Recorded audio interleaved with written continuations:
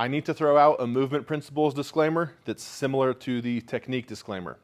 On these movement principles, there's a series of rules that we try to live within, a series of bounds that we try to live within that apply to the powerlifting movements and strength training.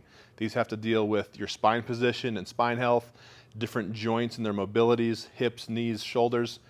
And there's a set of rules we'll go over in the movement principles that generally apply to how we want to lift, live, and move. We also have to understand that as powerlifters or strength athletes or anyone pursuing heavy lifting, there are going to be times where this envelope is pushed and we live outside of these movement principles.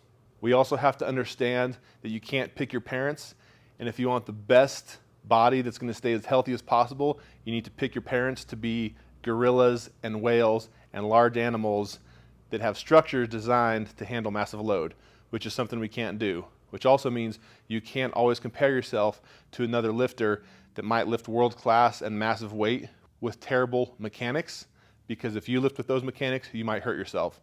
So what I try to do here is teach you the guidelines and envelope to try and live, lift, and work within, but understanding sometimes that envelope is pushed, and we need to live outside of that in order to sometimes hit PRs and achieve big lifts. And the final thing to understand is that I don't consider myself an expert at training and teaching you these movement principles. I have a very good understanding and I can apply them to myself, and I've learned them from other people.